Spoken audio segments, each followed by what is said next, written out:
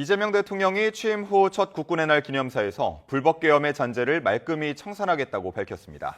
또 자주 국방은 필연이라면서 굳건한 한미동맹 위에 전시작전 통제권을 회복하겠다고 공언했습니다. 홍민기 기자입니다. 제77주년 국군의 날 기념식에 참석한 이재명 대통령.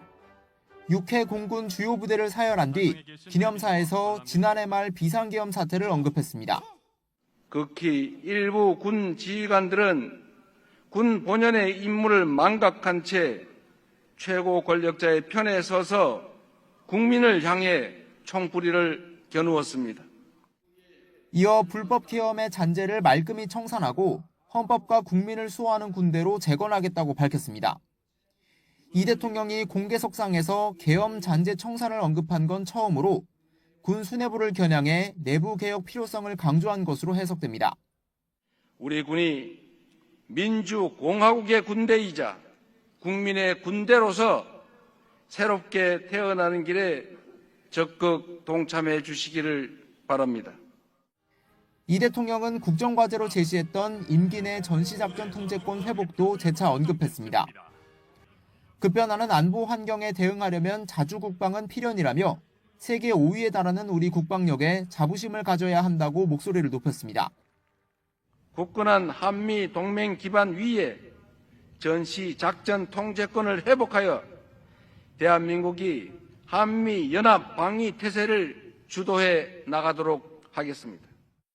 이 대통령은 이와 함께 방산 기술에 대한 과감한 투자, 스마트 정예강군 육성, 장병 처우 개선 등도 약속했습니다. 이번 기념식에선 해병대 최상병 순직 사건 당시 상부의 수사 무마 압력을 폭로한 박정훈 대령 등 국가안보에 이바지한 군인들이 훈장을 받았습니다.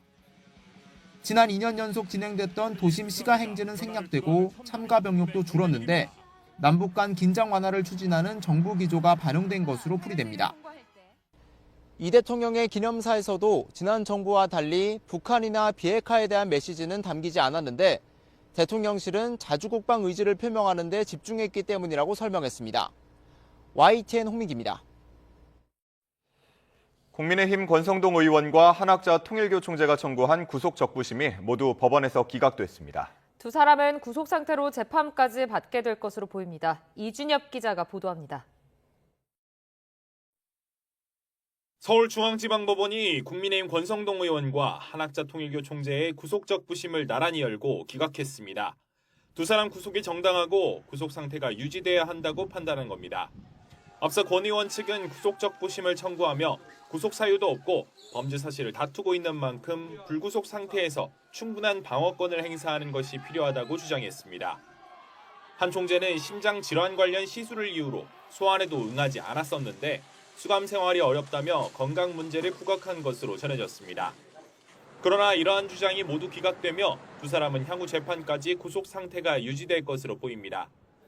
특검은 권 의원의 경우 추석 연휴 중 구속기한이 만료되는 만큼 이번 주 안에 기소할 방침인데 권 의원은 수사팀 질문에 답하지 않는 등 조사에 협조적이지 않은 것으로 알려졌습니다. 또 특검은 아직 구속기한이 좀 더 남은 한 총재에 대해서는 연휴 중 조사 가능성도 검토하고 있습니다.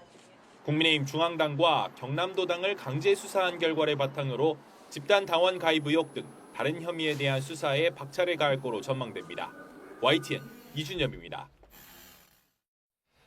오늘 진행되는 윤석열 전 대통령의 내란 혐의 재판이 일부 공개됩니다. 네, 이런 가운데 윤 전 대통령 구치소 수감 처우와 관련한 논란도 이어졌습니다. 권준수 기자가 보도합니다. 윤석열 전 대통령의 내란 우두머리 혐의 재판 22차 공판기일이 일부 공개됩니다. 재판부가 내란 특검의 중개 신청을 받아들인 겁니다.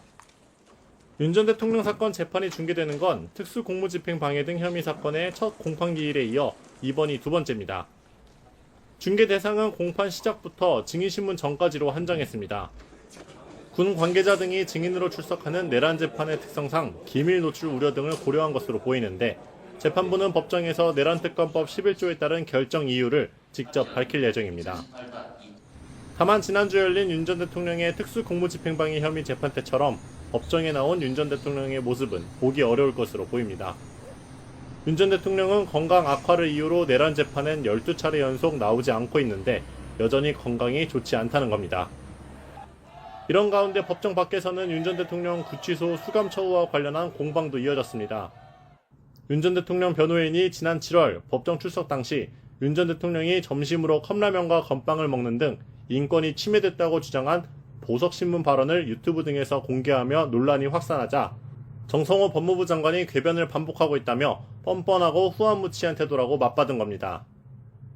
정 장관은 사법 절차에 협조하면서 권리를 말해야 한다고도 강조했는데 윤 전 대통령 측은 이에 정 장관이 사실관계를 부인 못하고 있다고 지적하며 인권 보장을 위한 행정조치를 촉구했습니다.